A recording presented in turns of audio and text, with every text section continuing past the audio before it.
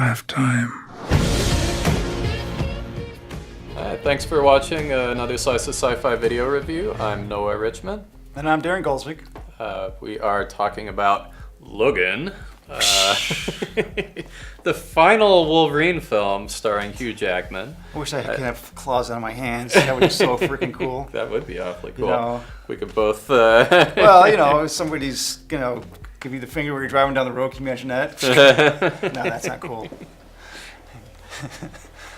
Well, anyway, so Logan, which is it's the newest Wolverine film from James Mangold. He was the person who did The Wolverine, a film which I enjoyed because it was an adaptation of Frank Miller's Wolverine miniseries from the 1980s. Something that when I was 12 years or older, so was just one of the ultimate things that everybody was reading. Oh yeah. In junior high, in my in junior high, and dude, you're old. And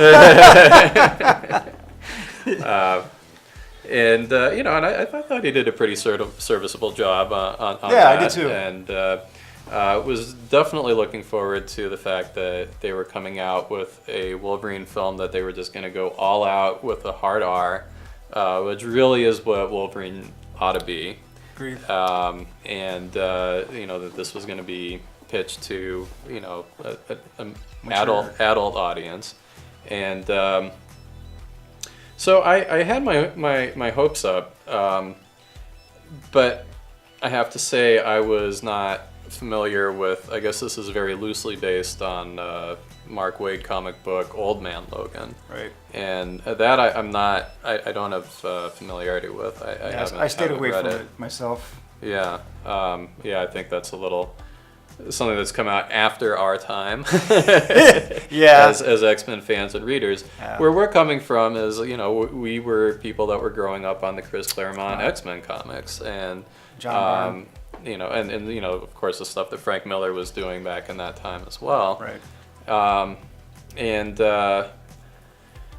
So this film is kind of a big middle finger to people like us who grew up reading that stuff and really enjoyed that stuff, and thought X-Men comics were cool and were fun, and are going to the theaters excited that this stuff's finally got made its way to the screen. And we had those early Bryan Singer X-Men films, and then we had the X-Men First Class and Days of Future Past. There's been all this fun stuff, and we enjoyed Mangold's last Wolverine film, but this film suddenly Wolverine is he's this bitter old guy with this bitter old going senile Professor X, and it turns out X-Men comics are in the movie. Yeah. And people read these comics, and Wolverine looks at them really dismissively, and he's like, "Oh, that stuff's just that's not what it's really like," and kind of goes out of its way to not only to not be that, and to also sort of be very kind of frowning upon, "Oh, you like X-Men." Was my experience of the film. It was like an X-Men film that was made to tell you that you're like an idiot if you like X-Men. That's my summary of the film, by the way. Yeah, and I agree with everything that you said there, because I felt the same way. In particular, I actually was. I felt like I wanted to get away from it. It was so depressing. Well, in fact, that's why I said to you when I was watching it, I was like, this movie is so damn depressing. And it was like watching that total deconstruction of your youth in front of you. And again, I'm willing to accept that the idea is that superheroes will age and so forth. But then again, this Wolverine's always had a special place, in my heart, and it's like, oh, Wolverine can't die because his body continually heals itself. And, I know the comic book came out a while ago, and I never bothered reading it just because I just didn't want to subject myself to that type of story. Having said all that, I knew what they were going for. They were going for that raw experience that I think, obviously fans wanted for years, and we got it in one form with some of the fight sequences. They were extremely violent and extremely graphic, which, it suits the character such as Wolverine. Right. But it was the events that led up to that I just didn't want. It was like it wasn't interesting at all. It was very predictable. The character development was really, you're trying to create this purpose as to why the antagonist is even after this girl Laura, right? And there's obviously a reason why, and there were events that led them to this point. Apparently there's no mutants left in the world. Right. So, but even when they get to that point and they create a sequence that is kind of paint that these guys are just extremely evil and the things that they do, I still felt like, these in one particular scene, it felt more self-serving and more of a statement on various levels than it did that in benefit to the development of the actual antagonist of the movie. And there's one scene in the movie that really bothered me, and I just wondered what was its purpose for the film itself. It didn't advance as far as the development and the purpose of why the antagonists are chasing Logan and Laura. It just, if anything, it just brought me down that depression hole, and made me hate the film that much more. Yeah. And again, there's something, I also have my personal problems having a young little girl who can slice, and I don't want to reveal anything because I don't want to, but can do things very, remarkably and very graphically, and it's, I don't know, it was kind of disturbing to see that. Yeah. Well, for me, my main complaints, first of all, it was just way too long.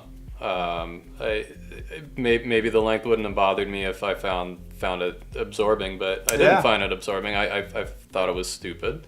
I thought it was stupid, and I thought it was looking down on somebody that wanted to go see a superhero film and have a good time watching a superhero film.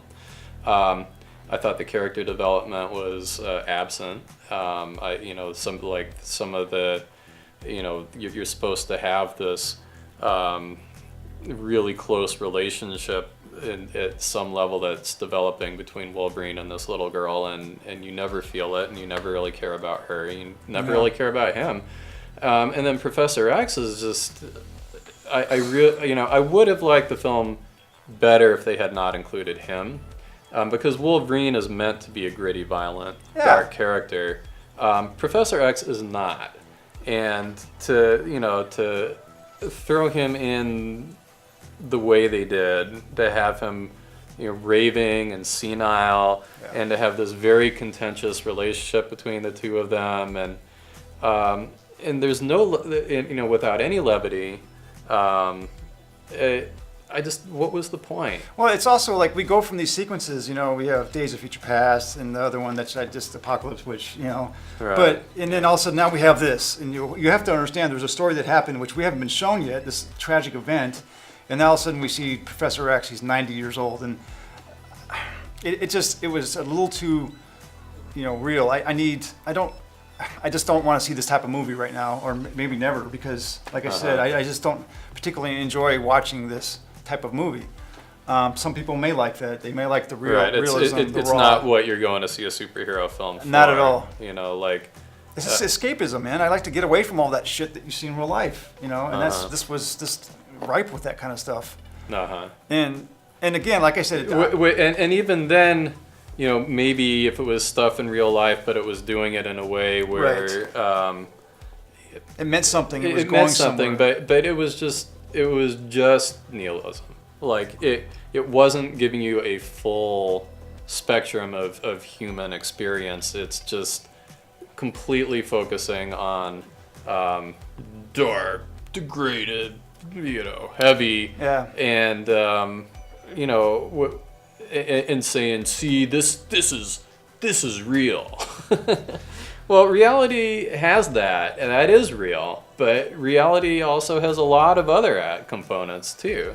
Yeah, and also it's nice to get, like I was telling you, it's nice to get inspired from watching movies. In particular, superhero movies always try to, inspire you to continue wanting to read more about, comics or whatever, or maybe inspire you to something else. But from this movie, it was purely destructive for me. Right. And I just didn't. I was depressed afterwards, and Right. I thought the story itself was mean spirited. Yeah. You know, did it ring too closely to what's happening in today's society? I mean, maybe it does, but I don't want to go see that in a movie. I want to get away from all that crap.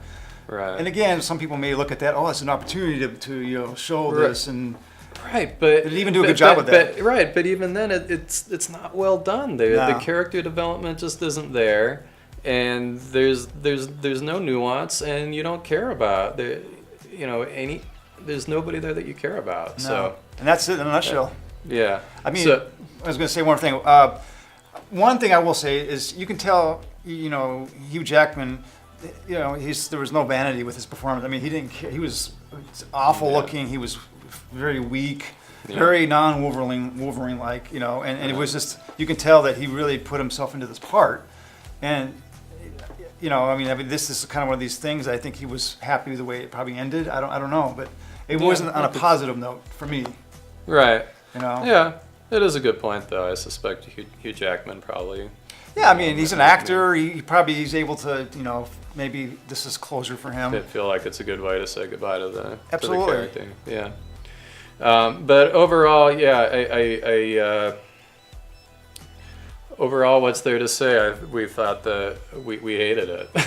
My one takeaway, though, I tell you what, if they ever make a movie where it's a video game called The Last of Us, Hugh Jackman would be perfect for that role. I mean, if anything, that's the relationship between Laura, which was not really existent, but the visuals of them and the dark contrast of everything, because it was shot with a very sepia, like grainy quality to it, but it actually felt like, if you've been familiar with video games called The Last of Us, man, that was perfect. I mean, I know but it's one of my things. I kept on thinking, man, this is like The Last of Us. But anyway, not to stray off here. Yeah, I didn't like the movie. Right. As you can tell. Yeah, some great action sequences. Yeah. Did have some great action sequences. My fear is that the film comes out, it bombs at the box office, and the studios say, oh, well, see, that's what happens when you make an R-rated violent superhero film. Nobody wants to go see it. That's not the problem. The problem is of course, the film may do very well. I think it's going to do well. But it's really giving a middle finger to superhero fans. From my point of view, at least from fans of superhero stories that I grew up with. Well, misery loves company, and I think that's the flavor of the day today, I guess. So I don't know, but anyway, so that's our thoughts on Logan. We hated it, albeit with some great action sequences. Yep. And thanks for watching Slice of SciFi. See you.